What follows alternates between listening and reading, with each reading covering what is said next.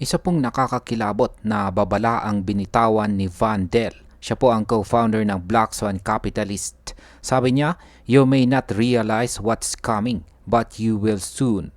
At kasabay nito ay binahagi po niya ang isang chart na maaari pong magpabago ng direksyon ng buong crypto market.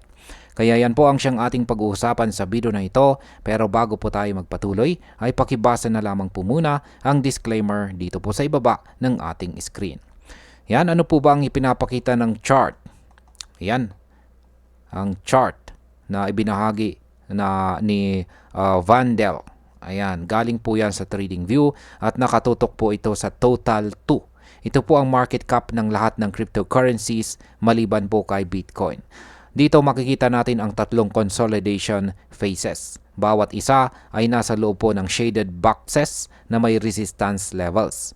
Sa tuwing nababasag po ang resistance, sumusunod po ang breakout pataas at gumagawa ng panibagong mas mataas na range.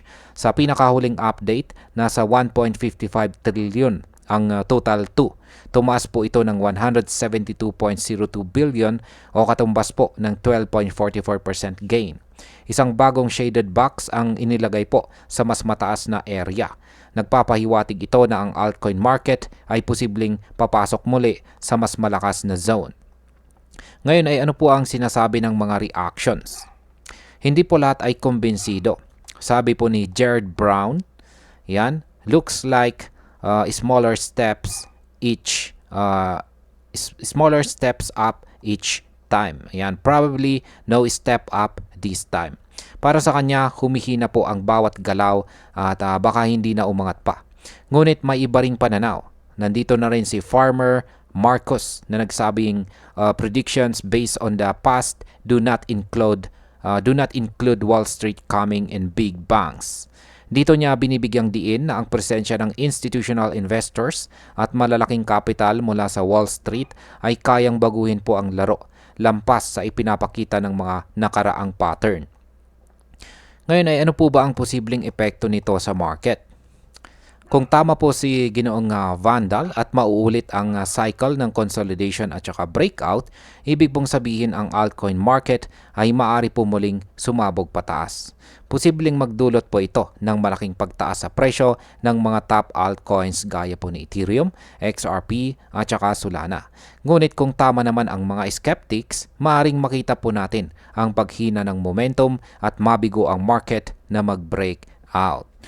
Yan, bilang panghuli, ang opinion ko naman po tungkol dito ay ang mensahe ni Ginoong Van Del dito ay malinaw.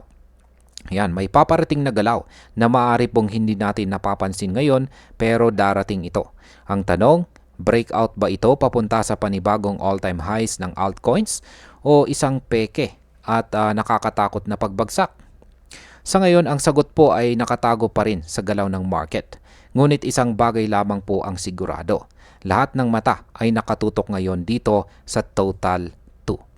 At ayan, hanggang dito na lamang po tayo sa video na ito mga ka-crypto. Marami pong salamat sa panonood. Ingat po tayo lagi at God bless po sa ating lahat.